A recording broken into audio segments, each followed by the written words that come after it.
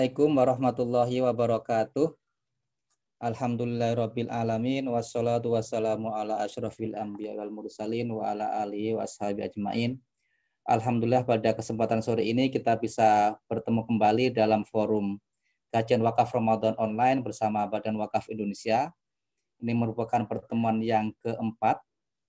Sebelumnya kita telah mengaji kitab Muhadharat fil Waqf karya Abu Zahra, kemudian Pemikiran Mudhir Qaf bersama Dr. Atabek Lutfi, dan pada hari ini kita setiap hari Kamis insya Allah kita khusus untuk tema-tema kontemporer.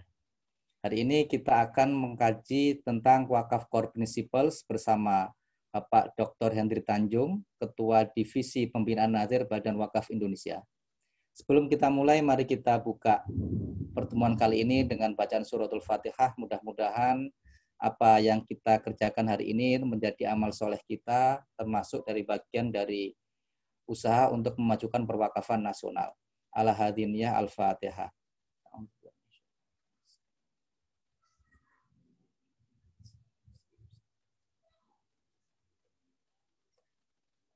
Bapak Ibu sekalian, terima kasih atas kehadiran Bapak Ibu semua untuk mengikuti acara ini. Untuk materi hari ini tentang Wakaf Core Principles, Bapak bisa unduh di grup chat. Silakan lihat di chatnya kita. Saya sudah kirimkan PDF-nya. Dan selanjutnya, waktu saya persilakan pada Bapak Hendri Tanjung untuk menjelaskan apa itu Wakaf Core Principle dan bagaimana aplikasinya dalam perwakafan nasional. Waktu dan tempat saya persilakan Pak Hendri. Baik, terima kasih Mas Gaib. Assalamualaikum warahmatullahi wabarakatuh. Waalaikumsalam warahmatullahi wabarakatuh. Kawan-kawan pecinta wakaf, pegiat wakaf, nazir wakaf, maupun yang wakif sendiri ya. Saya undang beberapa wakif juga tadi, jadi supaya wakif pun merasakan lah ya, kalau dia berwakaf hartanya diapain gitu ya. Ini saya sapa dulu ya, beberapa yang saya kenal ini ada Mas Supardili ya. Udah lama ini tidak jumpa. Ini ada juga Mbak Niati ini ya. Dan ya baiklah, nanti kita sapa lagi ya lebih ini. Baik, saya akan mencoba share screen ya materi kita hari ini ya, Wakaf Core Principles ya, sebagai apa namanya materi kita ya. Wakaf Core Principles ini adalah bahasa apa ini? Bahasa Wakaf Core Principles ya. Jadi kalau bahasa Indonesianya kira-kira prinsip-prinsip inti ya, atau prinsip-prinsip pokok pengelolaan wakaf ya. Seperti apa Wakaf Core Principles ini kita akan bahas ya. Ini kita lewatin saja. Jadi potensi umat ini Indonesia ya khususnya, kita bicara Indonesia, kita nggak bicara dunia ya. Walaupun saya setiap Senin membahas beberapa wakaf di negara-negara asing ya, tapi ini kita bahas khusus untuk Indonesia. Aset tanah wakaf per Maret 2016, ini saya belum update untuk yang terbaru ya. Itu 4,359 miliar meter persegi. Ini sumbernya daripada Kementerian Agama. Jadi kalau misalkan 1 meternya 100.000 saja, nah, berapa tuh? 100.000 kali 4,35 ya. Berarti 435 triliun ya. Wah, itu baru tanah doang tuh. Ya. Itu aset wakaf kita 435 triliun. Lalu potensi wakaf uang juga ini per tahun kalau kita bisa kumpulkan 77 triliun. Ya, rupiah per tahun. Ini hitung-hitungannya ada nanti ya. Ini hitung-hitungan ini saya dapatkan dari Dr. Imam Teguh Sabtono, Wakil Ketua BWI ya. Tentunya dengan aset dan potensi sebesar ini mestinya Indonesia bisa mengurangi ya kesenjangan antara yang kaya dengan yang miskin ya. Ini ada gambarnya timbangan, tapi timbangannya tidak balance ya. timbangannya berat sebelah, tapi berat sebelahnya di satu orang gitu, bukan di banyak orang. Ya, kira-kira apa ini maknanya nih? Coba Mas Supardili, mana Mas Supardili? Bisa di-unmute nggak mikrofonnya? Bisa di-unmute mandiri, silakan. Silakan Mas Supardi. Saya mau pengen dengar suaranya nih.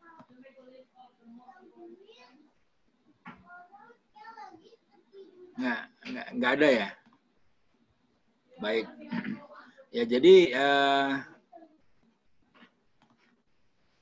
kita lihat datanya memang kesenjangan di kita itu nyata ya. Artinya kalau kita bicara data kan itu kejadian yang sebenarnya ya.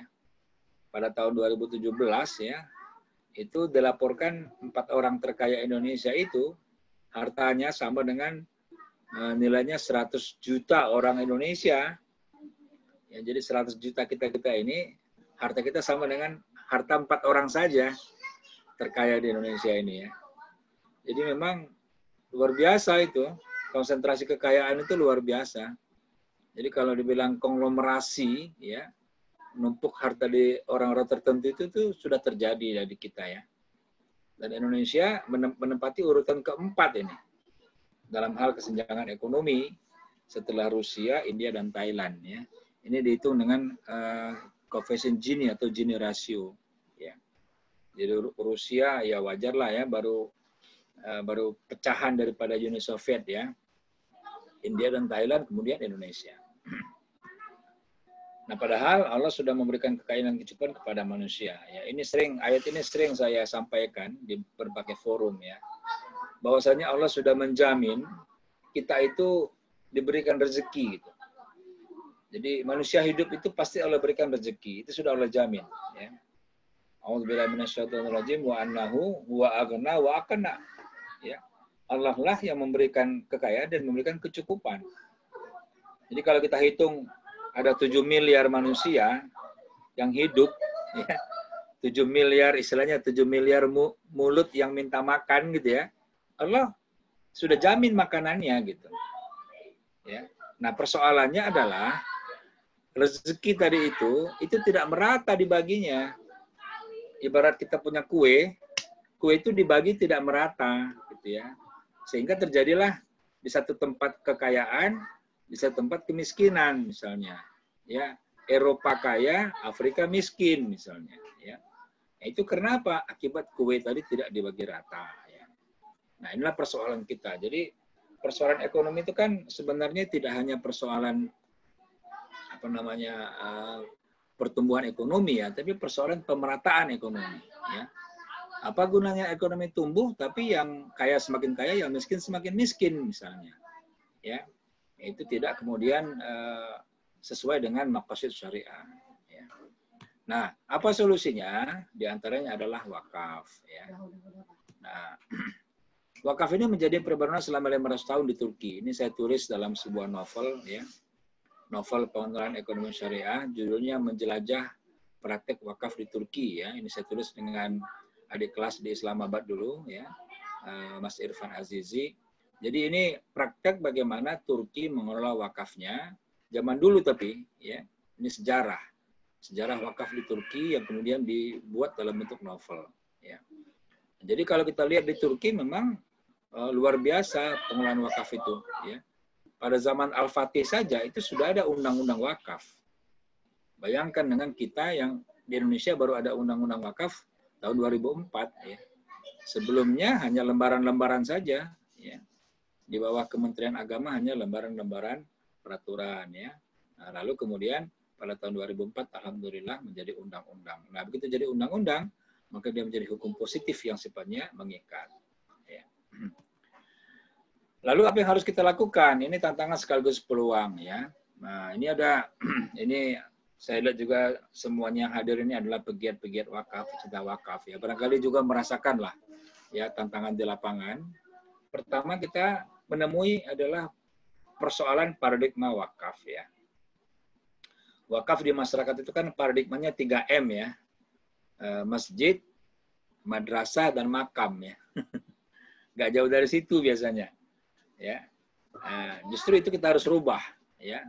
Rubah menjadi paradigma wakaf produktif, ya. Karena kalau kita lihat juga sejarah wakaf itu kan wakaf yang pertama sekali, ya, dilakukan oleh Umar bin Khattab itu adalah wakaf produktif. Kenapa? Kebunnya yang diwakafkan. Kebun kan menghasilkan, ya. Nah, selama kebun menghasilkan, selama itulah pahalanya terus mengalir, ya. Yang kedua, kita harus juga melakukan, ya, bagaimana upaya meningkatkan kesadaran berwakaf. Kenapa? Karena wakaf ini tidak diajarkan di kurikulum sekolah maupun sampai perguruan tinggi, ya. Terus terang saya sendiri aja tahu wakafnya sudah gede gitu, ya. Beda sama zakat. Kalau zakat kita dari kecil sudah hafal. Misalnya apa? Rukun Islam berapa? 5, ya. Sebut syahadat, sholat, zakat, puasa, haji. Hafal, dari mulai kecil kita hafal zakat, ya. Dan kita juga berzakat setiap tahun gitu. Tapi kalau wakaf, apa ya wakaf ya? Jadi itu banyak yang persoalan. Makanya oleh karena itu kita coba untuk memasukkan kurikulum wakaf ini, ya, ke dalam sekolah dan kampus, ya. Nah, seperti misalnya juga di Ibnu Khaldun, ya, di kampus yang saya juga sebagai wakil direktur Pascasarjana, kita menggagas sekolah manajemen wakaf, ya. Gunanya apa? Gunanya agar wakaf ini semakin bergerak, ya. Nah, kalau di Otoritas Wakaf, di Badan Wakaf Indonesia, kita menggalakkan program Wakaf Gus to Kampus, ya. Jadi sudah berapa kampus, sudah banyak kampus yang kita pergi ke sekolah, ke kampus-kampusnya untuk menggerakkan wakafnya, ya, untuk literasi wakafnya. Yang ketiga, penguatan kompetensi nazir, ya. Jadi harta wakaf itu kan tergantung nazirnya, ya. Semakin profesional nazirnya, ya semakin bagus pemanfaatan wakafnya, ya. Tapi kalau kompetensi nazirnya itu ya cukup pas-pasan saja misalnya, ya kita bisa rasakan, ya, nanti pengembangan wakaf juga pas-pasan juga gitu. Maka itu di Badan Wakaf Indonesia kita terus-terusan kita meningkatkan kompetensi nazir, ya, melalui pelatihan-pelatihan, ya. Kita sudah lakukan pelatihan akuntansi wakaf, ya, sosialisasi wakaf core principle ke beberapa nazir, ya. Nah, ini alhamdulillah lewat online begini, ya, kita bisa lebih luas melakukan sosialisasi daripada wakaf core principle ini, ya. Kemudian meningkatkan kualitas tata kelola kepatuhan terhadap good governance principles dan wakaf core principles, ya, ini, ya, tata kelola wakaf. Nanti akan saya bahas, ya. Kemudian kita juga barusan mengeluarkan wakaf link sukuk, ya. Alhamdulillah sekarang sudah masuk seri kedua, ya. Seri pertama alhamdulillah sudah di closing 50 miliar. Sekarang masuk pada seri kedua dengan tenor lebih pendek, ya. Dan nilainya lebih kecil, ya. Jadi bisa sekarang 1 juta rupiah dengan tenor setahun, ya. Kalau dulu tenornya minimal 5 tahun dan angkanya minimal 5 juta. Lalu yang kemudian memanfaatkan teknologi digital. Ini yang penting juga, ya, untuk kita lakukan. Nah, di mana peran BWI ini sekaligus, ya, ini kita gunakan untuk kepada teman-teman untuk upaya menyampaikan misi daripada BWI. Visi daripada BWI itu adalah terwujudnya lembaga independen yang dipercaya masyarakat. Jadi BWI itu adalah lembaga independen, ya. Tidak di bawah apapun, ya. Dia langsung diangkat dengan SK Presiden. Jadi dia independen yang mempunyai kemampuan dan integritas untuk mengembangkan perwakafan baik nasional maupun internasional, ya. Karena beberapa harta wakaf orang Indonesia ada juga di luar negeri, ya. Misalnya yang harta wakaf orang Aceh yang di Arab Saudi, ya, itu Syekh Boga itu kan orang Indonesia, ya. Tapi adanya di luar negeri dan banyak aset-aset lain, ya. Lalu misinya apa? Menjadikan BWI sebagai lembaga profesional yang mampu mewujudkan potensi dan manfaat ekonomi harta benda wakaf untuk kepentingan ibadah dan pemberdayaan masyarakat. Ingat, ya, ujungnya adalah pemberdayaan masyarakat. Jadi kalau hanya untuk kepentingan ibadah saja, ya itu rasanya misi BWI belum terwujud, ya, karena misi BWI itu untuk kepentingan ibadah dan pemberdayaan masyarakat, ya. Nah, maka itu kita dengan menggerakkan atau dengan memberdayakan wakaf-wakaf produktif ini, maka masyarakat lebih berdaya, ya. Jadi pemberdayaan masyarakat itu bisa berjalan. Tugas dan wewenang BWI kita bisa lihat dalam pasal 49 ayat 1 Undang-Undang Persatuan 2004 itu jelas sekali ya, ada 6 tugas BWI itu. Jadi kalau kita lihat yang ke-6 ini ya, itu BWI itu posisinya mirip seperti OJK-nya perbankan ya. Jadi bank-bank itu diawasi oleh OJK, begitupun dengan lembaga-lembaga wakaf diawasi oleh BWI. Ya, coba kita lihat 1, 2, 3, 4, 5, 6 kan hampir semuanya seperti itu. Pertama, pembinaan terhadap nazir, ya. Yang kedua, melakukan pengembangan dan pengembangan harta benda skala nasional dan internasional. Yang ketiga, persetujuan atas perubahan peruntukan. Yang keempat, memperhatikan dan penggantian nazir. Ya. Jadi nazir-nazir yang bermasalah itu bisa diberhentikan dan bisa diganti. Kemudian memberikan persetujuan atas penukaran harta benda wakaf, ya. Lalu memberikan saran dan perlindungan kepada pemerintah. Ya. Ini tugas daripada BWI. Ya. Lalu pada ayat 2-nya, ya, itu dijelaskan dalam melaksanakan tugasnya, Badan Wakaf dapat bekerja sama dengan masyarakat. Nah, inilah yang kita harapkan sebenarnya, ya, kepada masyarakat sekalian, ya. Mari kita galang kerjasama dengan Badan Wakaf. Ya. Bentuknya bisa bermacam-macam, ya, bisa apapun lah. Nanti kita punya beberapa proposal untuk kerjasama, ya. Juga dengan organisasi masyarakat, ya, dengan para ahli, ya, dengan badan internasional, ya. Barusan kita jam 12 sampai jam 2 tadi siang, ya, kita barusan saja meeting dengan para ahli wakaf internasional, ya. Ada dari Australia, ada dari New Zealand, Afrika Selatan, dan ada dari Ubaidillah itu dari Arab Saudi, ya. Jadi dari Islamic Development Bank. Jadi kita diskusi tentang bagaimana membumikan daripada wakaf core principle ini, ya. Jadi seperti itu yang kita terus kembangkan, ya. Pertemuan tadi diinisiasi oleh Bank Indonesia. Lalu instansi pemerintah pusat maupun daerah. Jadi BWI itu sangat aktif, ya, menggait kerjasama dengan instansi pemerintah, ya. Hampir semua kementerian kita bekerja sama, dan di daerah pun, ya, kita bersama dengan beberapa kepala daerah, ya, yang diinisiasi oleh BWI perwakilan di provinsi. Jadi BWI ini punya perwakilan, ya. Jadi BWI pusat itu sebagai ini induk, lalu di tiap-tiap provinsi kita punya BWI perwakilan. Nah, mereka lah yang kemudian menggalang beberapa kerjasama dengan lembaga-lembaga di masing-masing provinsinya, ya. Jadi itu teman-teman sekalian, saya ingin menyampaikan, ya, tugas dan wewenang BWI supaya teman-teman sekalian itu tahulah, ya, posisinya, tahu standingnya BWI itu seperti apa, tahu gitu. Karena ini adalah amanat undang-undang, ya.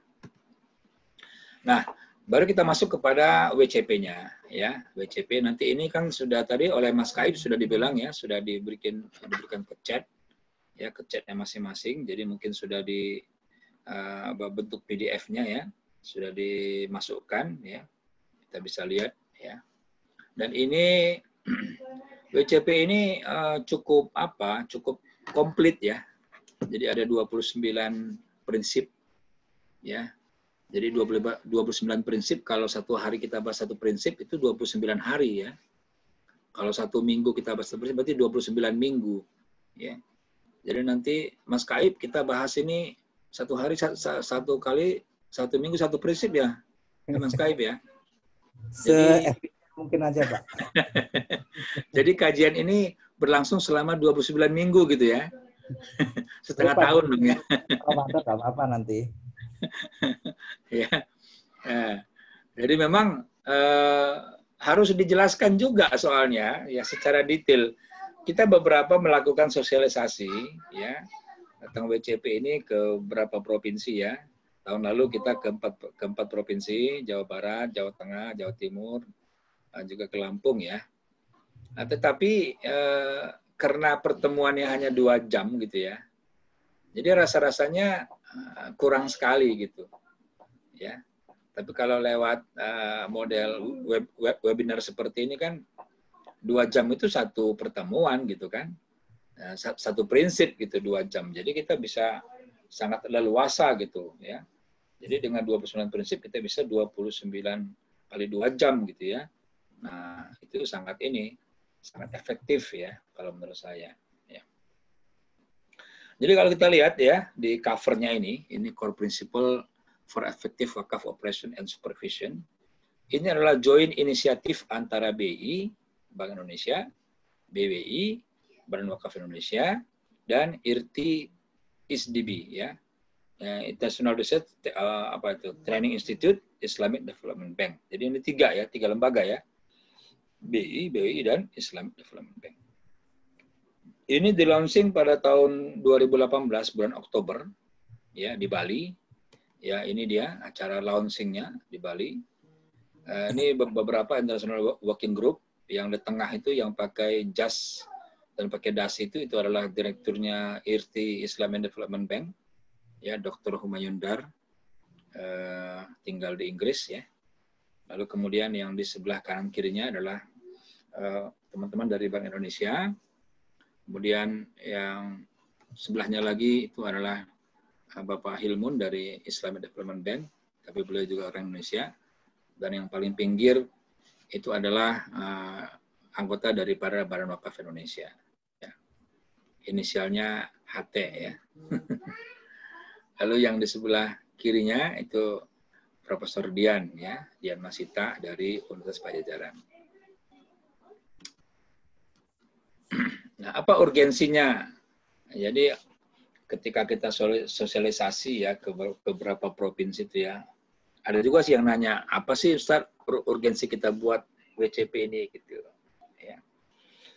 Jadi urgensinya begini ya. Dalam peluncuran WCP itu 14 Oktober di Nusa Dua Bali ya. Ketua BWI Profesor Muhammad Nuh mengatakan begini. BWI itu memiliki tugas yang strategis. Apa tugasnya? Mensinergikan lembaga-lembaga keuangan Islam di Indonesia dengan wakaf agar dapat memberikan kontribusi dan kehormatan bagi bangsa. Oleh karena itu, pada kepengurusan Pak Nuh sekarang ini, kita lihat sangat masif kerjasama dengan berbagai lembaga. Ya. Kita kerjasama dengan BPKH, kerjasama dengan Basnas, kerjasama dengan lembaga-lembaga filantropi lain, ya. Dengan kementerian kita hampir semuanya, Kementerian Keuangan, Kementerian ATR, BPN, kemudian Kementerian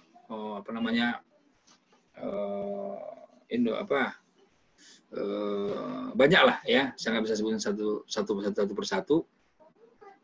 Dalam rangka apa? Dalam rangka menggalang, ya, dalam rangka menggalang kekuatan sesungguhnya, ya, dalam rangka menggalang kekuatan, ya.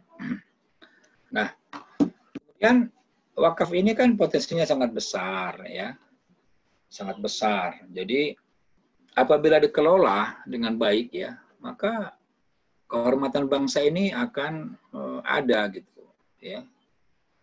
Jadi kemartabatan bangsa ini akan ada, ya. Jadi karena wakaf itu kan sebenarnya kemandirian, ya. Makanya moto kita, moto BWI di kepengurusan kali ini adalah kemandirian dan kemartabatan bangsa itu. Ya, karena kita ingin bagaimana supaya wakaf ini bisa membuat bangsa ini bisa lebih mandiri dan bermartabat. Ya. Nah, lalu BI sebagai inisiatornya, jadi ini inisiatornya BI, ya. Inisiator itu artinya yang menggagas, ya. Standar pengelolaan wakaf dunia ini, ya, karena WCP ini tidak hanya Indonesia, ya, tapi dunia. Makanya kemudian di dalam International Working Group itu kita libatkan beberapa ahli dari dunia. Nah, ini tujuannya adalah untuk memperkuat manajemen wakaf di Indonesia khususnya dan di dunia pada umumnya, ya. Jadi ini kenapa? Karena terinspirasi oleh keberhasilan zakat core principle yang sebelumnya di launching tahun 2016 oleh Bank Indonesia di Istanbul, ya, bersama dengan Basnas. Nah sekarang zakat core principle itu sudah diterapkan dan sudah dipakai oleh 13 negara. Ya. Nah dengan harapan yang sama, ya wakaf core principle ini juga akan diterapkan di negara-negara lain. Ya, jadi ini sebagai apa ya? Kalau Direktur Dex-nya BI bilang, ya Pak Dadang itu bilangnya amal jariahnya Bank Indonesia katanya. Ya, jadi apabila diterapkan lalu Bank Indonesia ini kemudian berpahala ya. Dan memang kalau kita lihat motonya BI sebagai air ya, akselerator, ya, inisiator dan regulator itu patut mendapat acungan jempol. Ya. Tidak heran jika Bank Indonesia mendapatkan penghargaan sebagai bank sentral terbaik 2018. Nah ya, ini kawan-kawan pada tahu nggak nih? Ya, jadi bank sentral kita, Bank Indonesia itu bank sentral terbaik 2018 ya. Seluruh dunia ini versinya Global Islamic Finance Award atau GIFA. Ya, ini diberikan penghargaannya di Sarajevo di Bosnia, ya September 2018.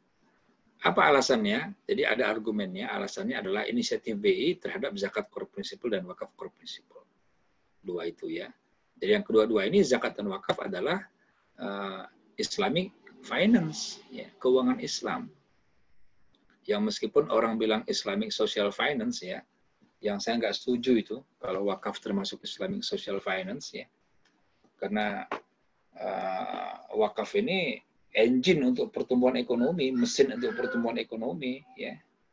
Jadi bukan sosial sebenarnya, bukan keuangan Islam ya, yang bukan keuangan sosial dia. Kalau sedekah oke lah, ya sedekah infak ya, zakat juga boleh lah masuk Islamic social finance. Tapi kalau wakaf saya nggak setuju itu kalau masuk social finance ya. Apa tujuan WCP ini?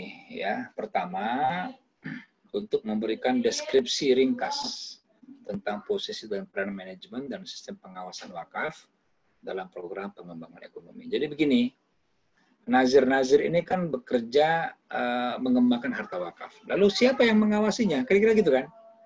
Siapa yang mengawasinya nih? Ya harus ada. Yaitu siapa? Yaitu BBI. Nah, bagaimana prosesnya, SOP-nya segala macamnya, itulah yang kemudian kita buat WCP. Satu. Yang kedua, ini nazir. Gimana cara mereka mengelolanya? Nah, kita buat lagi. Nah, inilah yang ada dalam WCP ini. Jadi ada dua. Ada dua intinya WCP ini. Pertama, manajemen nazir itu, manajemen wakaf itu, ya, pengelolaan di level nazir. Dan kemudian yang kedua pengawasannya. Kira-kira gitu. Ya. Jadi kenapa perlu pengawasan? Supaya memang ada tindakan korektif untuk mengembangkan wakaf itu. Ya. Sama dengan kan kalau kita tanya kenapa bank-bank mesti diawasi juga sama kan, supaya berjalan dengan baik ya, nah, supaya tidak terjadi moral hazard ya, supaya tidak ada fraud dan sebagainya. Nah yang kedua, untuk memberikan metodologi guna menetapkan prinsip-prinsip pokok dalam sistem manajemen dan pengawasan wakaf. Jadi wakaf core principle ini kita kan bicara item-item, standar-standar. Lalu bagaimana metodenya? Nah, nanti kita berikan metodenya. Ya, kita bahas metodenya.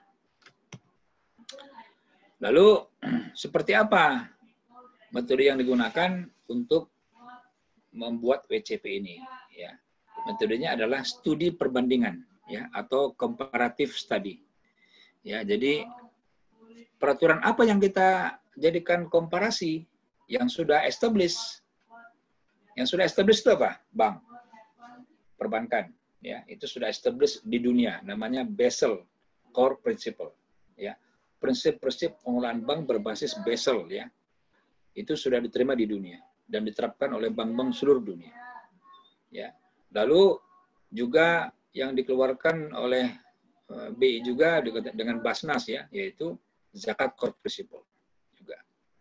Lalu yang ketiga, sebagai komparasinya kita lihat daripada standar, ya standar akuntansi dan audit daripada keuangan Islam yang dikeluarkan oleh OIV, ya Auditing, Accounting and Auditing of Islamic IFI, Islamic Financial Institution.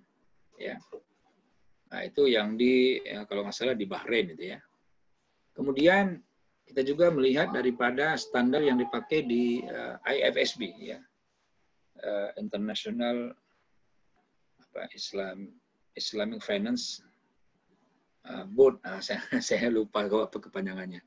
IFSB Syariah Board ya. FB-nya Board. Islamic Finance Syariah Board ya.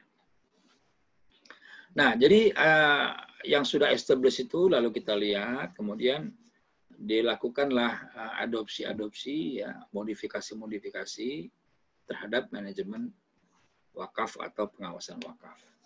Ya. Jadi analisis yang dilakukan dalam dokumen WCP ini adalah melihat dan menilai relevansi elemen-elemen peraturan kontemporer untuk dijadikan manajemen dan peraturan pengawasan wakaf. Ya. Nah, apa faktor kunci keberhasilan daripada WCP ini? Ya. Nah, dalam WCP ini ada 29 butir prinsip wakaf. Ya. Jadi 29 butir ini memang lengkap ya, mulai daripada nanti ada fondasi hukumnya seperti apa, pengelolaan wakafnya seperti apa, patuhan syariahnya seperti apa, gitu ya, lengkap dipakai.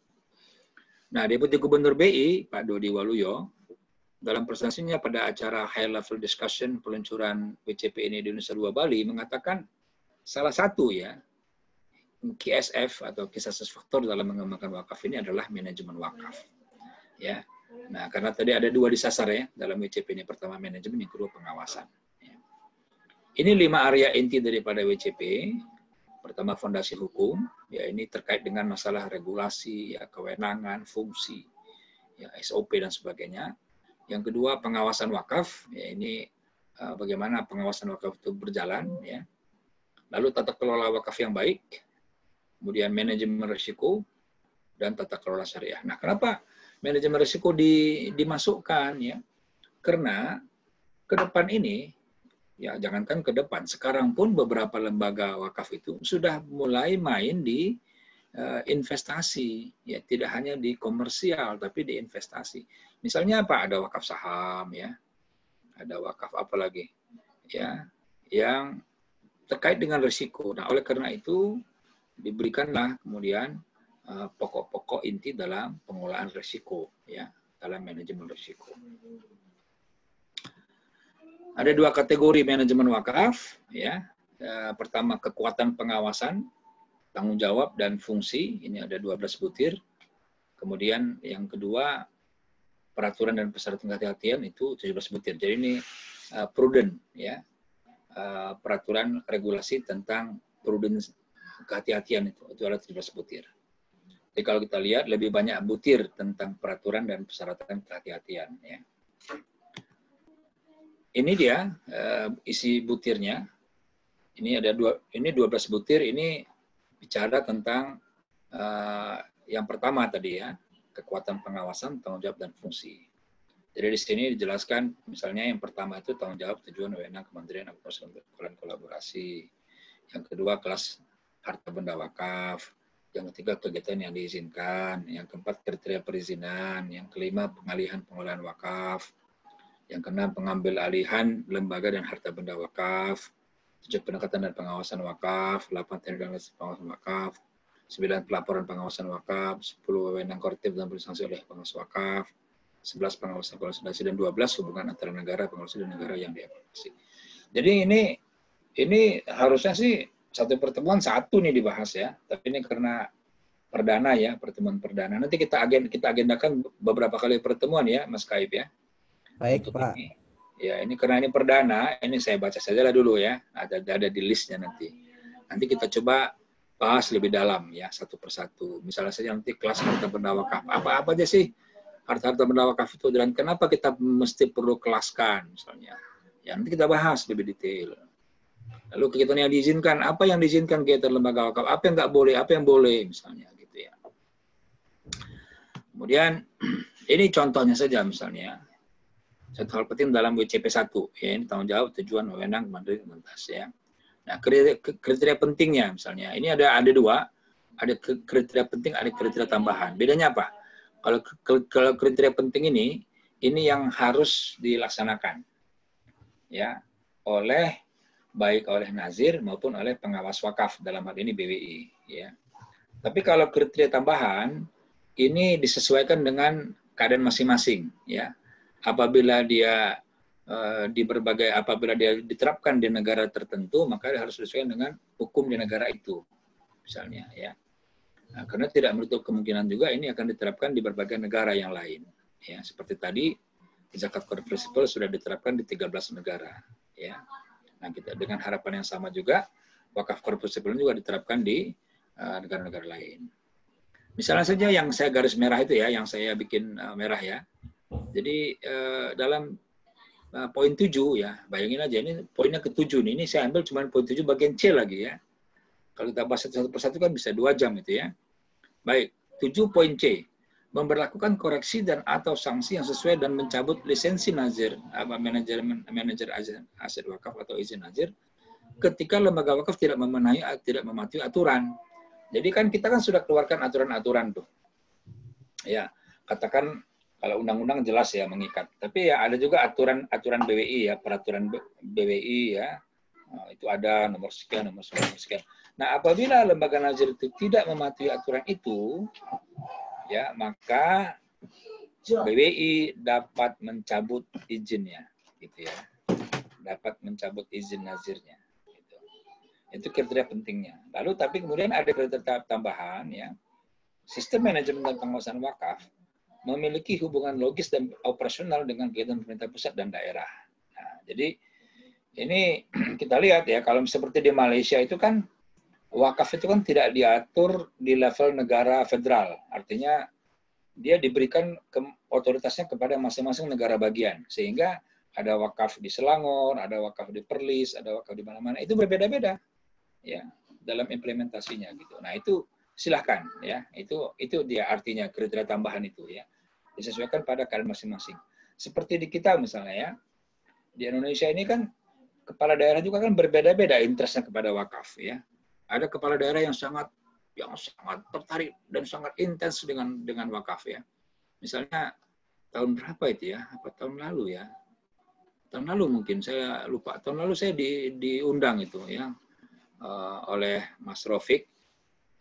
Ya, ada nggak Mas Rofik di sini, ya? Gabung nggak, ya?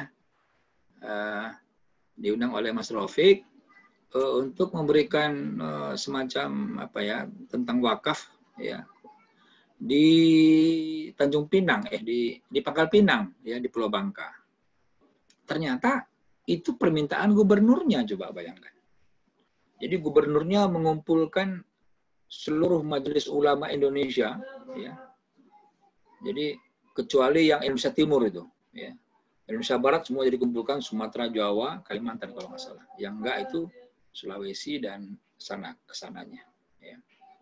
Dikumpulkan oleh gubernur di salah satu hotel yang cukup bagus, ya, di hotel resort itu di pinggir laut. Lalu gubernur sendiri ketika sambutannya itu apa? Dia mewakafkan hartanya. Coba bayangkan. Ya. Ini interest kepala daerah memang berbeda-beda. Ada yang sangat interest, ya. Ada yang biasa-biasa saja, gitu, ya. Ada juga yang kurang interest, gitu. Dan jadi dalam hal manajemen dan pengawasan wakaf ini digalilah hubungan yang logis dan operasional dengan kegiatan pemerintah pusat. Ya. Kemudian di WCP 2 ini bicara kelas aset, ya. Nah, kriteria tambahannya misalnya modal intelektual, hak properti, hak cipta, aset tidak berwujud dan lain-lain dapat dianggap sebagai aset wakaf. Ya. Jadi hak cipta boleh. Ini hak cipta saya, ini saya wakafkan. Silakan diambil royaltinya, gitu. Boleh. Ya. Kemarin ada seniman yang mewakafkan royalti rekamannya, ya, silakan. Ya, ada juga kemarin yang mewakafkan hak ciptanya, royaltinya, ya.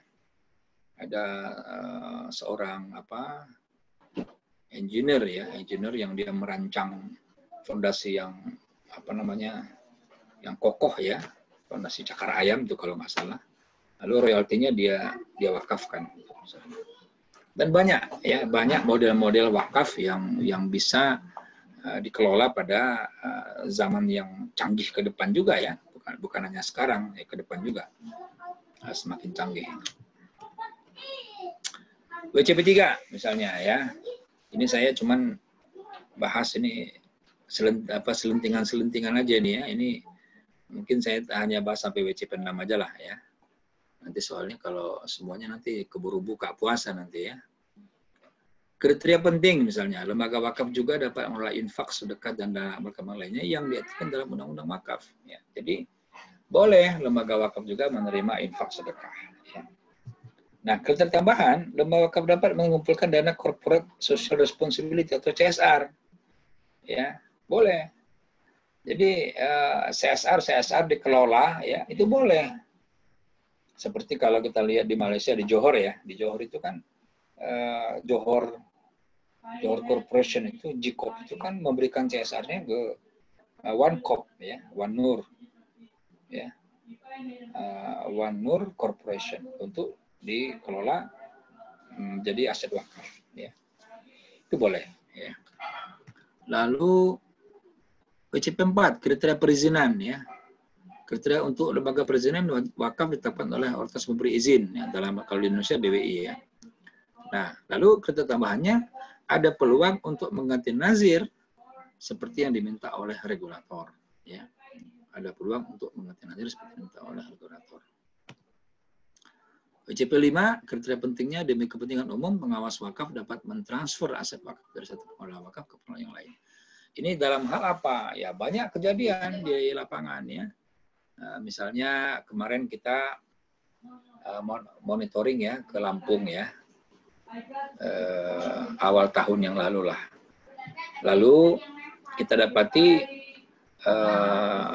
BMT atau koperasi syariah yang mengelola wakaf itu bangkrut. Ya. Sementara dia sudah mengumpulkan dana wakaf. Nah, itu kita coba telusuri, lalu kita berikan wewenang kepada PMT di sebelahnya untuk mengelola wakaf itu gitu loh. Ya. Jadi transfer aset wakaf dari satu lembaga wakaf apabila dia gagal kepada lembaga wakaf yang lain. Ya. Kemudian pengambil alihan lembaga dan harta benda wakaf. Ya, ini WCP 6 ya. Saya bahas di sini aja dulu ya. Nanti kita bahas satu persatu lagi. Sesuai dengan syarat perizinan di antara kriteria objektif pengawas dapat melarang nazir melakukan merger atau akuisisi ya. Jadi ini nazir-nazir besar itu kalau apabila dilihat merger itu kemudian tidak menguntungkan ya, maka BWI atau dalam hal ini pengawas itu dapat melarang ya. Nah, lalu peraturan dan persyaratan kehati-hatian. Nah, di sini yang intens sebenarnya, yang paling banyak isunya ya. Tadi siang pun 2 jam tadi siang pun ya, ini di sini yang banyak sekali diangkat ya, masalah manajemen risiko ya. Apa risiko-risiko yang muncul ya, misalnya risiko pasar, market risk, bagaimana mengukurnya ya, misalnya seperti itu ya. Kita lihat ada ini WCP 13 sampai WCP 29 ya, itu sudah bicara tentang peraturan dan persyaratan prudensial ya, atau kehati-hatian. Kita lihat di sini ya, ada tata kelola wakaf yang baik untuk nazir, ada manajemen risiko, manajemen pengumpulan, counterparty risk ya. Ini ya, apabila lembaga wakaf mengelola wakafnya lalu bersama dengan pihak lain gitu. Ini gimana? Apabila pihak itu gagal gimana gitu, counterparty risk. Disbursement management ya, manajemen penyaluran daripada hasil wakaf itu, harta benda wakaf bermasalah, proses dengan pihak terkait, dan transfer risk ini kalau sudah hubungannya antar negara, lalu resiko pasar, ya, resiko reputasi, resiko revenue dan profit loss sharing, ya, resiko penyaluran, resiko operasional dan kepatuhan syariah, kepatuhan dan audit internal syariah, laporan keuangan dan audit eksternal, ya, disclosure dan transparansi terakhir penyalahgunaan wakaf. Dibahas juga bagaimana apabila terjadi abuse, ya penyalahgunaan wakaf, gimana itu gitu kan? Seperti apa nanti itu kita atur semua di situ. Nah, bagaimana dengan tahapan implementasinya? Ya, jadi ini Mr. dan Bata dari Islamic Financial Service Board. Nah, ini dia kepanjangan IFSB ya. Saya lupa, ini baru tahu nih ya. Baru ingat ya, Islamic Financial Service Board yang tadi sebagai juga dilihat sebagai acuan dalam membuat standarnya. Jadi ini Mr. dan Bata dari IFSB mengatakan bahwa standar tetaplah standar. Ya kan, namanya standar itu kan tetaplah standar dia, namanya patokan. Yang terpenting bagaimana kita mengimplementasikan standar itu yang penting. Jadi prakteknya yang penting kan. Nah, seperti gini lah, kalau kita bicara standar sholat, nah, rukun sholat begini, ya kan. Lalu apa syarat sah sholat begini, gitu kan. Yang sunah-sunah dalam sholat begini. Tapi praktek sholat seperti apa berbeda-beda. Ada orang yang khusyuk, ada yang nggak khusyuk, gitu kan, nah beda-beda. Nah, jadi oleh karena itu, yang penting adalah bagaimana kita melakukan implementasi. Nah, oleh karena itu, BWI selaku badan independen, ya, yang diangkat dengan SK Presiden, dibantu BWI Provinsi dan Kabupaten, itu memiliki peran penting untuk mengimplementasikan wakaf dengan cara apa? Pertama, mensosialisasikan WCP ini kepada para nazir. Ya, saya harapkan yang gabung di sini juga banyak para nazir ya, sehingga nanti kita bisa terus sampaikan informasi ini atau calon-calon nazir ya, kemudian atau konsultan nazir ya, atau konsultan wakaf ya, supaya informasinya sampai. Kemudian yang berikutnya memberikan pelatihan kepada nazir dalam menerapkan WCP ini. Ya, nah jadi kita kemarin baru sosialisasi WCP ini. Nah, kenapa kita belum berikan pelatihannya? Karena technical notes-nya sudah kita susun ya. Nanti kalau sudah ini jadi, technical notes-nya jadi, baru kita berikan pelatihan. Nah, begini loh pelatihannya. Ini harus kita kuasai begini-begini gitu. Nah, urgensi sertifikasi nazir. Nah, memang ke depannya kita harus berikan sertifikasi nazir. Jadi nazir itu harus mendapatkan sertifikat ya. Ini dalam rangka menciptakan wakaf yang efisien dan prudent ya. Nah, jadi apa yang harus setidak-tidaknya dikembangkan? 3 minimal ya. Dalam sertifikasi nazir itu 3 minimal. Pertama manajemen risiko, yang kedua audit, yang ketiga bisnisnya seperti itu. Oleh karena itu diperlukan sertifikat nazir yang profesional yang memiliki kemampuan dalam mengembangkan bisnis aset wakaf tersebut.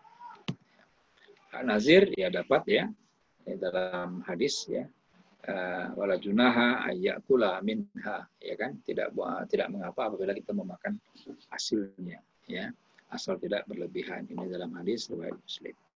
Kalau peraturan kita kan nazir itu boleh mendapatkan 10% ya daripada hasil wakaf ya.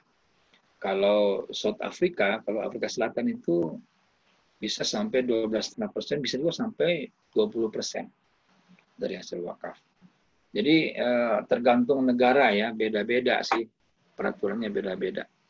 Ya, ini pertimbangan-pertimbangan tertentu mungkin itu yang mendasari angka-angka tadi. Ya. Ini appraisal dari Bank Indonesia. Ya. Ini dari Pak Dadang Mulyawan, Direkturnya DEX Bank Indonesia. Saya bacakan saja ya. Dalam perspektif sistemik, keberadaan WCP ini akan mendorong terjadinya mutual recognition antara otoritas yang pada akhirnya akan mendorong pengembangan sektor wakaf secara lebih progresif. Sektor wakaf yang merupakan bagian dari sektor keuangan sosial syariah, keberadaannya sangat tergantung pada public confidence. Ya, peluncuran cash wakaf yang cukup menunjukkan bahwa dengan dukungan governance dan lembaga kunci dalam sistem perekonomian nasional, mobilisasi dan alokasi dana sosial tersebut bisa mendapatkan dukungan masyarakat secara luas dan mempercepat pengembangan peran social finance sebagai pilar kebijakan ekonomi nasional. Jadi kalau kita lihat keuangan Islam yang disebut dengan zakat wakaf ini, yang dikelompokkan dalam Islamic Social Finance, itu dalam pandangan Bank Indonesia, itu adalah sebagai pilar pendukung kemajuan ekonomi nasional. Ya. Bukan ekonomi Islam ya, ekonomi nasional. Jadi, pilar pendukung kemajuan ekonomi nasional. Jadi kalau pilar zakat wakaf ini kuat, maka ekonomi nasional akan kuat. Ini berasal dari IRT Islamic Development Bank, ya. Profesor Mendel mengatakan, I'm delighted to know that the launching of these core principles is another milestone for IRTI. Ya. IRTI itu tadi yang disebut Research of Training Institute daripada IDB, in its strides towards facilitating the development of Islamic social finance. This is a sector with huge prospects, especially for Islamic development member countries, and IRTI would be happy to continue to work with our partners to optimally harness the potentials of the sector. Ya. Ini saya kutip daripada pidato beliau ketika beliau menutup acara di Bali dulu ya. Dan ini alhamdulillah BWI memperoleh penghargaan 3G dari Cambridge ya. Cambridge ini lembaga di Inggris ya, Islamic Financial Advisors ya. 3G ini Global Good Governance ya. Jadi 3G-nya yang pertama global, yang kedua good, yang ketiga governance. Global Good Governance Award 2019. Jadi barangkali ini dulu yang bisa saya sampaikan, Mas Kaif. Kita buka forum diskusi saja. Silakan, monggo. Baik Pak, ini saya sudah mencatat ada beberapa pertanyaan. Ini kita sebetulnya sampai jam 5 sore, tapi apakah Pak Hendri mau berkenan ditambah waktunya atau bagaimana? Boleh tambah lah. Boleh ya, untuk Ya, sampai pertanyaan habis mungkin ya. harusnya jam 5 ya? Sesuai yang kita umumkan jam 5, tapi kalau memang... Ya, kita perpanjang aja, jadi jam 5 lewat 2 menit. Bagus. Baik Pak, saya bacakan pertanyaan Pak ya. Pertama dari Ibu Farida. Tanya Ustadz, bagaimana pengawasan BWI terkait dengan penerapan good governance pada nazir? Jika nazir tidak melaksanakan, apakah ada teguran atau sanksi dari BWI? Terima kasih. Satu-satu Pak Hendri ya. Ya, ada baik. 8 pertanyaan yang saya sudah catat ini. Oh, ya baik. Berarti satu pertanyaan 1 menit berarti ya. Betul. Penerapan GCG-nya pada nazir. Ya, Mbak Farida sehat, Mbak Farida. Mbak Farida ini pegiat wakaf betul ini. Sehat Mbak Farida? Alhamdulillah sehat. Bukunya udah terima, Tat? Alhamdulillah. Iya. Tinggal dibaca. Tinggal dibaca ya. Iya, siap. Ya, jadi ini juga informasi kepada teman-teman. Saya barusan meluncurkan buku, judulnya Ekonomi dan Keuangan Syariah Isu-isu Kontemporer. Jadi rekam jejak ekonomi syariah 2 tahun terakhir di Indonesia. Dan di situ saya bahas 13 isu tentang wakaf. Ya, totalnya ada 30 isu, 13 isu tentang wakaf. Ya. Nah, kenapa lebih banyak wakaf? Karena saya bekerja di Badan Wakaf Indonesia. Jadi ide tentang wakaf itu selalu keluar ya. Itu nanti boleh dibaca ya, silakan dibaca untuk kita memperluas wawasan kita. Jadi tadi tentang good governance ya. Penerapan dan pengawasan GCG Nazir. Ya, nah itu makanya itu yang kita atur di dalam BCP ini. Nah, kalau selama ini BWI itu kan cuma minta laporan tuh. Ya, kita minta laporan kepada para nazir, laporan keuangannya kan otomatis itu kan kelihatan tuh. Karena yang kita minta laporan kan harus yang diaudit oleh akuntan publik. Ya. Nah, makanya laporan yang diserahkan pun itu kan mestinya laporan yang satu entity gitu loh. Jadi entitasnya wakaf saja gitu. Jadi tidak dicampur-campur dengan misalkan yayasan ya. Yayasan kan punya aset lain, dia punya wakaf, dia punya aset lain. Itu jangan campur-campur. Jadi yang dilaporkan adalah wakafnya gitu. Jadi dari mana asalnya, kemudian di mana dikelolanya, lalu apa hasilnya gitu ya. Nah, itu nanti yang kita minta. Selama ini kita belum melakukan itu ya. Makanya kemarin kita bikin surveinya itu Mbak Farida. Kita bikin surveinya kan. 20 nazir yang kita survei. Lalu kita lihat bagaimana penerapan WCP ini di dalam lembaga mereka gitu ya. Tapi saya nggak bisa sebutkan hasilnya di sini ya, karena itu rahasia. Ya, gitu. Ya, yang lain, Mas Kaib, monggo. Baik, yang kedua Pak Hendri dari Pak Hasan.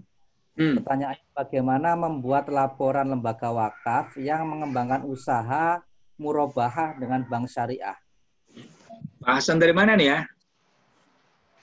Silakan Pak Hasan menjawab. Pak Hasan dari mana nih Pak Hasan? Saya mau boleh kenal juga Pak Hasan. Wah, mungkin sudah buka puasa, Pak, mungkin, Pak. Udah buka puasa kita lewatin aja lah pertanyaannya. Baik. Hmm. Selanjutnya pertanyaan ketiga dari Pak Lutfi. Saya ada konsep pemberdayaan tanah wakaf, yaitu penerbitan sertifikat hak atas tanah di atas tanah wakaf.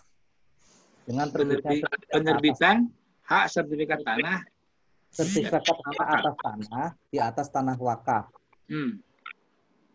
Sehingga sertifikat dapat menjadi objek agunan untuk pembiayaan program wakaf. Kemana konsep ini sebaiknya saya kirimkan? Pak Lutfi, apakah masih ada? Pak Lutfi masih ada? Masih ada, alhamdulillah. Ya, silakan Pak Lutfi. Mungkin ada apa itu yang mendasarinya itu? Jadi begini Pak Ustadz, kalau tanah itu diwakafkan, itu kan tanah menjadi kembali kepada milik Allah, dalam hal ini dikuasai oleh negara ya Pak Ustadz ya. Nah ya, di atasnya itu kan selama ini kita tidak dapat menerbitkan sertifikat di atas tanah wakaf, misalnya HGB. Ya betul. Ya kan, HGB. Nah ini saya ada konsep. Karena kebetulan saya menemukan konsep ini untuk tanah-tanah BUMN. Jadi ini tanah wakaf ini mirip permasalahannya seperti tanah BUMN. Ya. Di mana kalau tanah BUMN itu memiliki yang namanya hak pengelolaan. Betul. Sertifikat hak pengelolaan. Tanah BUMN, sertifikat hak pengelolaan itu bukanlah miliknya BUMN itu hanya dititipkan. Nah ini kan sama dengan hak tanah wakaf. Sehingga sertifikat yang terbit di atas tanah BUMN itu namanya tidak pemisahan hak, tetapi pembebanan hak. Nah ini kalau bisa dilakukan di tanah wakaf, ini insya Allah bermanfaat. Karena saya lihat di Undang-Undang Pokok Agraria kita, itu tanah wakaf itu diatur di dalam UPA dibanding dengan tanah-tanah HPL. Yang kedua, sekarang sedang dibahas RUU Pertanahan. Kalau ini bisa masuk ke dalam RUU Pertanahan, ini alangkah baiknya begitu. Tapi kalaupun tidak, dengan bercantol kepada Undang-Undang Agraria, ini kita bisa bicarakan untuk menerbitkan perpresnya, peraturan presidennya. Nah ini konsepnya inilah yang saya ingin ajukan kepada siapa kira-kira konsep ini tepat untuk saya kirimkan. Begitu Pak Ustadz. Diajukan ke BWI aja Pak Lutfi. Diajukan ke BWI, ke kantor BWI di Taman Mini, di Baitul Quran. Nanti kita akan pelajari, Pak. Baik, kalau begitu siap nanti saya kirimkan. Bagus sekali ini idenya. Tujuannya kemana Pak ya? Ke ketua BWI atau BWI Pak? Ketua BWI aja Pak, kepada ketua BWI suratnya, ya nanti sampaikan ke situ. Atau boleh juga dikirim pos, nggak apa-apa. Nanti kita akan coba pelajari Pak. Pak Lutfi tinggal di mana Pak? Saya di Cilandak Pak. Cilandak. Ya, jadi tanah BUMN ini dulu kalau saya bisa lanjut, tanah BUMN itu hak pengelolaan itu dengan diberikannya HGB, mereka banyak yang menjaminkan ke bank. Iya. Tentu terbatas dengan waktunya. Begitu Pak. Nanti mungkin secara detail konsepnya saya kirim. Bagus Pak. Kita tunggu Pak ya. Ya, baik Pak. Ya, terima kasih. Ya, silakan yang berikutnya. Baik Pak Henry, selanjutnya pertanyaan dari saya gabungkan aja dari Pak Asep sama Ibu Iva. Pertama, WCP secara internasional itu masuk lembaga mana? Kemudian ini Ibu Iva yang di Surabaya bukan ini? Bu Iva? Ada Bu Iva? Ada, bukan Ustadz, di Bandung. Oh, ya banyak soalnya. Ya, makasih. Jadi pertama soal silakan Mas lembaga Kai. internasional itu siapa yang berwenang, kemudian apakah WCP ini wajib dilaksanakan oleh lembaga wakaf dan bagaimana kedudukannya terkait fungsi kepatuhan lembaga wakaf. Ya, baik. Jadi WCP ini namanya adalah prinsip-prinsip pokok pengelolaan wakaf. Ya, garis besarnya lah. Jadi kalau negara itu GBHN, ya, garis-garis besar haluan negara. Nah, garis-garis kecilnya lagi itu nanti dibuat dalam peraturan-peraturan. Nah, jadi ini kayak yang harus diikuti oleh Nazir adalah peraturan dari BWI, kan, itu kan wajib mengikat sifatnya.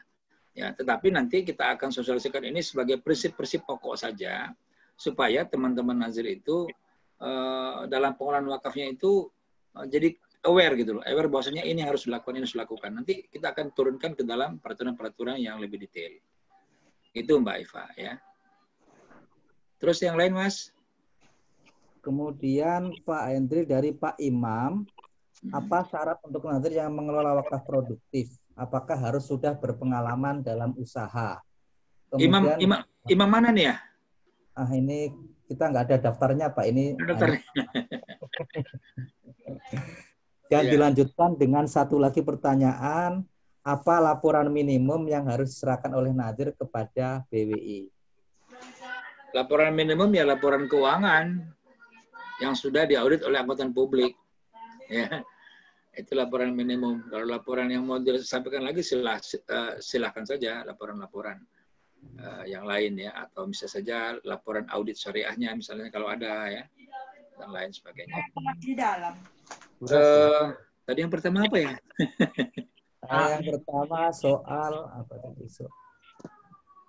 Syarat jadi Nazir. Oh ya. Apakah harus pengalaman dulu? Jadi syarat jadi Nazir itu pertama orang Islam, yang kedua amanah, yang ketiga punya waktu ya. Nah, yang keempat punya misi untuk mengembangkan wakaf ya.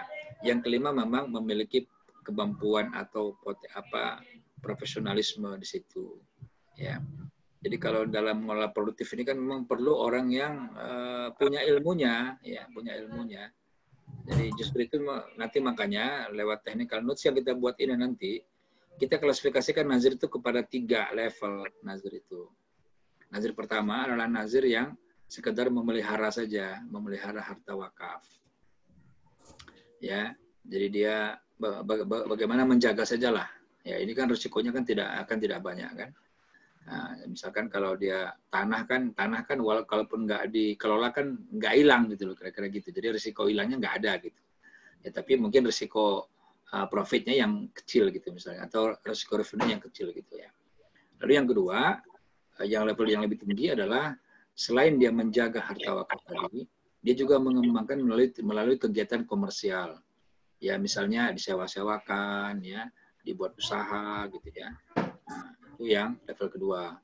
Nah, yang level ketiga itu nanti adalah Nazir yang selain menjaga dan membuat usaha komersial, dia juga melakukan usaha investasi, ya seperti fund manager gitulah. Nah, ini yang perlu risiko yang banyak nih, ya perlu risiko yang banyak karena dia sudah bicara di sektor keuangan. Jadi nanti 3 ini nanti kalau sudah jadi technical notes-nya, kita akan segera umumkan nih kepada Nazir risiko-risiko apa saja yang harus dikuasai, ya. Prinsip-prinsip manajemen risiko yang dikuasai oleh masing-masing Nazir itu. Kemudian ini mohon maaf pertanyaan banyak sekali, mungkin ada sebagian yang terlewatkan ya. Pertanyaan berikutnya, bagaimana bentuk pengawasan BWI terhadap Nazir? Dan apakah program-program Nazir itu harus dapat izin dari BWI? Programnya apakah harus dapat izin dari BWI? Programnya enggak lah, ya programnya enggak, kan masing-masing kan sudah ada pengawas syariahnya, ya konsul aja ke pengawas syariahnya, ini syariah enggak, ini syariah enggak, ini boleh enggak, gitu aja. Ya makanya kita minta setiap lembaga wakaf itu harus ada pengawas syariahnya. Ya kalau semua kegiatan programnya dilaporkan ke BWI, nanti BWI enggak kerja nanti. Melihat laporan program saja nanti semua kan. Gitu ya. Tidak. Silakan saja masing-masing Nazir bisa berkreasi untuk mengembangkan harta wakafnya. Ya, yang berikutnya. Berikutnya, Pak, ini lagi. Oh, itu ada Furqanul Haq itu. Ini ada dari Ibu Neneng Hasana. Oh, Ibu Neneng Hasanah, itu dosen Ya. IPB itu. Beliau ini pengawas syariah Lembaga Wakaf IPB. Oh. Assalamualaikum Bu Apakah Neneng. Bu Neneng. Bu lagi Neneng, mempersiapkan buka Assalamualaikum. puasa bersama ini sepertinya? Lagi masak kali dia tuh. Lagi masak. Maaf, Tat. Sebentar. Lagi masak, jadi videonya dimatikan ya, dinonaktifkan, suaranya dinonaktifkan, masak dia gitu kan, aman gitu. Ya baik, apa pertanyaannya? Saya bacakan Pak ya, cukup penting ini sepertinya. Apakah pembentukan WCP ini salah satu tujuannya adalah mengantisipasi perwakafan yang asetnya dikelola kemudian bangkrut karena nazir tidak profesional. Kemudian sekiranya WCP sudah berkekuatan hukum, apakah nanti ada nazir yang ditahan karena tidak amanah? Ya, kalau yang pertama itu iya betul, karena kedepannya kan wakaf ini akan menjadi semakin seksi ya, karena sekarang pun banyak sekali orang-orang yang sudah menggarap wakaf ini dengan produktif dan dengan bisnis ya, jadi semakin seksi lah ke depan. Kemudian untuk kalau dipidana itu nggak ada, justru itu adanya di undang-undang ya. Di undang-undang kita itu kalau dia menjual harta wakaf ya, artinya kalau dia memakan harta wakaf atau menjual harta wakaf, ya maka dia bisa dipidana ya. Dipidana berapa itu? Kalau nggak salah 5 tahun ya, penjara 5 tahun, kemudian denda 500 juta. Ya. Itu berlevel-level sih kesalahannya. Ya, ada yang 5 tahun, ada yang 4 tahun, ada yang 3 tahun. Ya. Nanti bisa dilihat di dalam undang-undang kita, Undang-Undang Nomor 49 tahun Undang-Undang Nomor 41 tahun 2004 ya, pasalnya pasal 67. Nah, saya hafal saya pasalnya. Pasal 67 ya. Nah, silakan dari situ. Yang lain? Kemudian ini mungkin yang terakhir Pak ya, dari Pak Muhammad Iskandar terkait kuesioner WCP ini mungkin Ya, hasil kenapa? kuesioner WCP dengan beberapa peneliti, akademisi dan praktisi hasilnya sangat tinggi. Sedangkan kondisi lembaga wakaf kita baru tumbuh. Bagaimana mensinkronkan dua kondisi ini? Apa ulang tadi? Hasil kuesioner WCP dengan beberapa peneliti, akademik, praktisi, WCP sangat tinggi standarnya. Sedangkan si lembaga wakaf kita baru tumbuh. Artinya belum sesuai dengan WCP mungkin ya. Bagaimana cara mensinkronkan dua kondisi ini? Ya nggak apa-apa, nanti kita sosialisasikan saja ya. Jadi kemarin kita membuat sosialisasi WCP itu kan ingin test case aja ya, sampai di mana penerapan WCP itu. Nggak apa-apa, itu jadi bahan evaluasi kita saja. Ya, lantas bukan standar yang kita turunkan, kemampuan yang harus kita naikkan gitu. Jadi ini kalau ini standar di sini nih, kemampuan di sini nih. Ini harus dinaikin ya, bukan standar diturunin. Sama dengan begini, ini Quran ya. Quran itu kan standar ya, standar hidup yang benar itu Quran. Nah, pengamalan kita masih di sini nih, bukan Quran yang diturunkan gitu ya. Tapi bagaimana pengamalan kita sesuaikan dengan apa maunya Al-Quran gitu. Ini yang kita harus naikkan gitu. Ya. Memang kemarin rata-rata memang rendah lah ya. Tapi itu hanya untuk bahan kita, bahan evaluasi kita. Nanti kita akan lakukan beberapa upgrade di lapangan untuk meningkatkan yang tadinya mereka di sini kemampuannya jadi di sini, jadi di sini gitu loh. Itu Pak Iskandar. Siap Ustadz, siap Ustadz. Iya. Ya, gimana ya? Baik Pak Andri, kiranya sudah 17.09, apakah kita masih mau? Saya sedikit boleh? Dari Bandung. Dari Bandung, ya. Monggo. Pak. Assalamualaikum, Ustaz Tanjung. Ya. Perkenalkan saya Yedi dari Wakaf Salman ITB. Pak Yedi Purwanto ya? Iya, betul, Ustaz. Saya kenal ya? Ya. Pertanyaan yang pertama, ini di COVID-19 ini dengan penerapan PSBB itu akan banyak sekali fakir miskin yang tiba-tiba atau yang baru. Ya. Ya.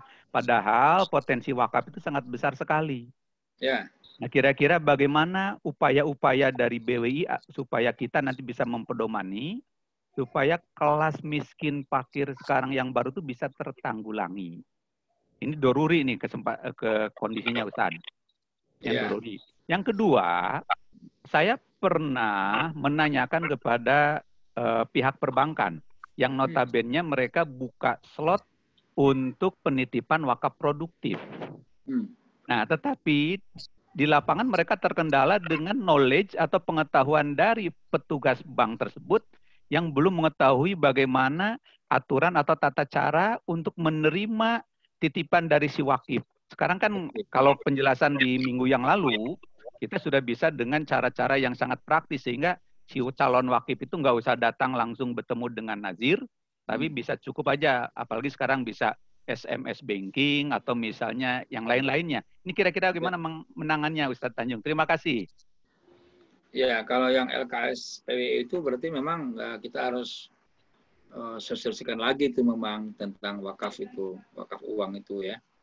Nanti akan saya coba Pak, akan saya coba bahas di di rapat pleno kita ya di PWI ya. Bagaimana kita mengantisipasi itu ya. Tapi yang jelas itu memang harus kita segera antisipasi. Lalu yang kedua tentang COVID ini ya. Memang betul banyak sekali orang yang tadinya tidak miskin menjadi miskin. Yang kondisi normal aja kan orang miskin di kita kan 24 juta ya. Ditambah lagi dengan kondisi begini, ya kalau perkiraan yang ekonom dari UI ya, Pak Fitra Faisal itu bisa mencapai 100 juta katanya. Ya. Itu tentunya sangat besar sekali angkanya. Maksud saya kalau hal-hal yang sifatnya seperti itu Pak, kita masuknya ke donasi sedekah, infak sedekah saja Pak.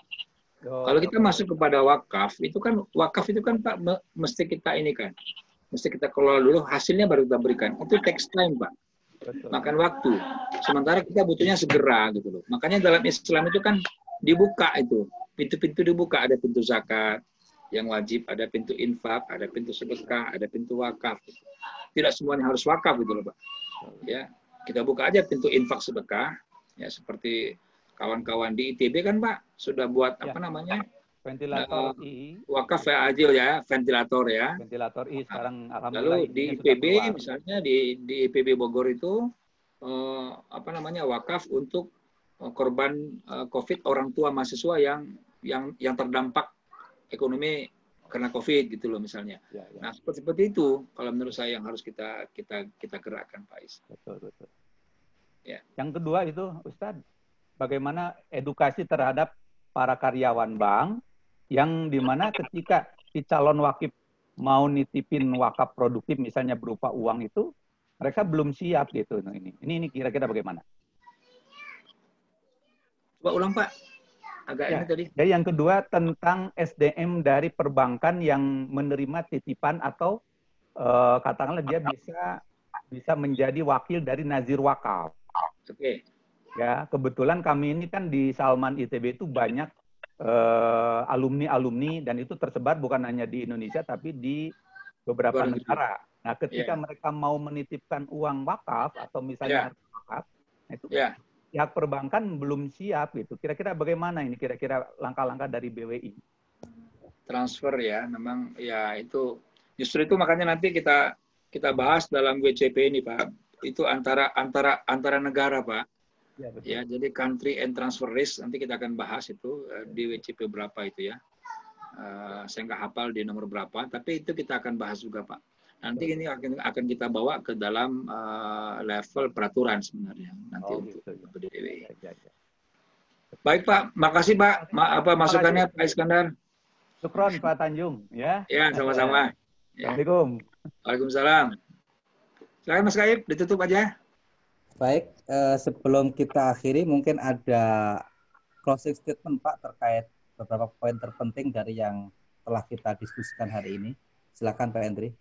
Baik, jadi wakaf core principle ini adalah upaya kita untuk mengangkat dunia perwakafan itu menjadi seksi gitu ya. Tidak hanya di Indonesia tapi di dunia. Ya. Karena memang dari 1400 tahun yang lalu ekonomi Islam itu berkembang dari wakaf ya. Dan sampai sekarang pun kita lihat kehebatannya kelihatan ya. Ya ITB aja misalkan dengan masjid dengan Salmannya kan gimana itu perkembangan rumah sakitnya itu kan udah luar biasa. Alhamdulillah jalan terus itu Ustaz. Rumah sakit Salman alhamdulillah. Nah, Kemudian juga kita lagi ngebangun Masjid Salman Rasidi. Di itu dalam rumah sakit itu kita dahulukan dulu membangun masjid. masjidnya, Masya Ya, Allah. yang berbasiskan masjid, kemudian rumah sakit berbasiskan syariah, Ustaz. Ya baik. Ya, Ya, Pak. jadi memang betul. Jadi gini ya, saya mau closing saya ini adalah begini. Ya, the man behind the gun itu sangat penting. Ya, kita punya senjata yang paling hebat. Apa itu? Wakaf. Nah, gitu ya. Tapi the man behind the gun-nya seperti apa nih? Ya, justru itulah yang ingin kita okein nih gitu ya. Apabila the man behind the gun-nya oke, dunia perwakafan insya Allah akan berlari cepat ya, dan akan bisa memberikan kontribusi nyata bagi ekonomi nasional. Ya. Demikian barangkali closing statement saya. Sampai jumpa teman-teman pada kajian yang berikutnya.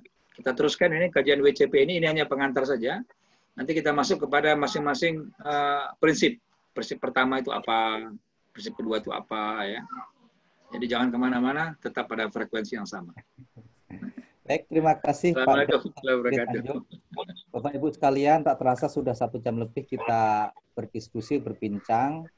Terima kasih atas kehadiran Bapak Ibu semua. Ada beberapa pertanyaan yang belum sempat saya bacakan, mohon maaf karena waktunya yang cuma segitu. Kemudian disimpan aja Mas Kaib. Pertanyaannya disimpan aja. Chatnya kita simpan. Simpan chatnya. Informasi untuk kajian Pak Hendri Tanjung terkait WCP ini insya Allah 2 minggu lagi Pak ya. Ya. Karena kan Kamis depan nanti diisi oleh Pak Imam Teguh Sabtono. Tetapi kita untuk hari Senin sampai Jumat akan selalu ada dari Badan Wakaf Indonesia. Ada Bu Yuli Yasin, ada Pak Atabib Lutfi, dan ada Pak Hendri Tanjung, kemudian ada lagi Pak Imam Teguh Sabtono.